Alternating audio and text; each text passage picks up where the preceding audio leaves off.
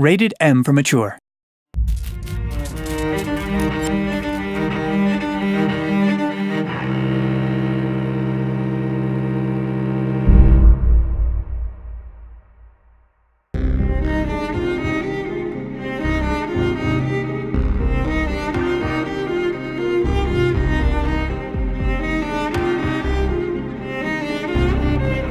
Vraiment, ce qui est très intéressant avec le vampire, justement, comparé aux autres créatures surnaturelles, telles que les loups-garous, les ghouls, c'est que le vampire, il a conscience d'être une créature, d'être un prédateur, donc il réfléchit.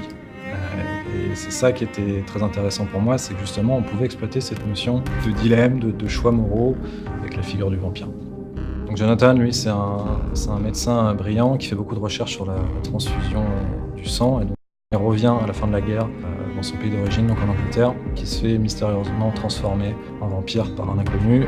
Mais c'est pas évidemment qu'il devient vampire.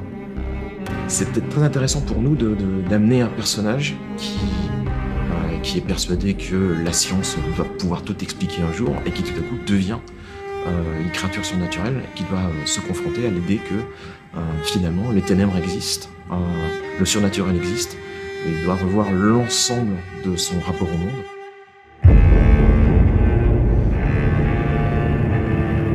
Dans la plupart des jeux vidéo, la règle c'est tu vas devenir le plus fort, tu vas devoir survivre, tu vas devoir tuer. Et c'est très rare qu'on interroge le joueur sur le fait même d'éliminer les individus. Nous, ce qui nous intéressait, c'était de mettre le joueur au cœur de cette dualité, de lui dire tu es un prédateur. Tu vas rencontrer des gens qui vont t'exposer leurs problèmes, leur vie, leurs amis, leurs inquiétudes, leurs soucis. Et c'est toi qui vas devoir décider de les épargner ou pas. Mais on veut que tu t'interroges tout le temps sur le fait que tu vas prendre une vie.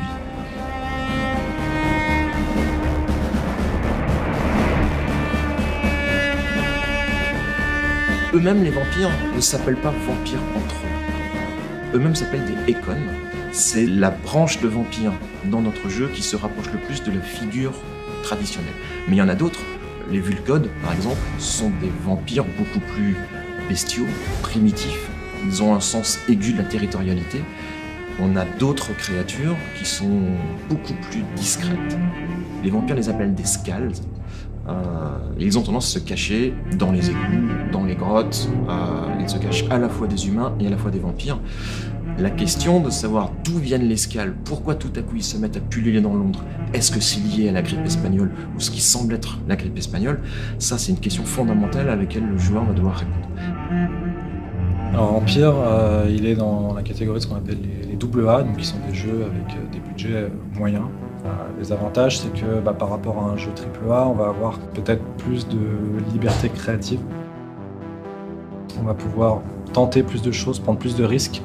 Et ça, c'est quelque chose de très important. Donc on veut que chacun de nos jeux se différencie par leur atmosphère, par leur mécanique de jeu, et créer une identité qui est vraiment unique. Il y a une vraie identité chez Dontnod, une vraie recette sur laquelle on travaille depuis très longtemps, depuis la création de Remember Me.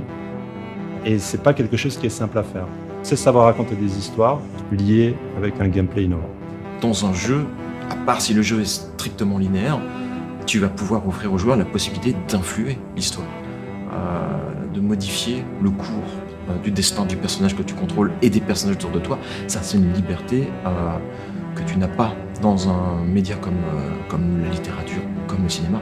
Et ça, c'est fascinant de mettre le joueur en situation de décider.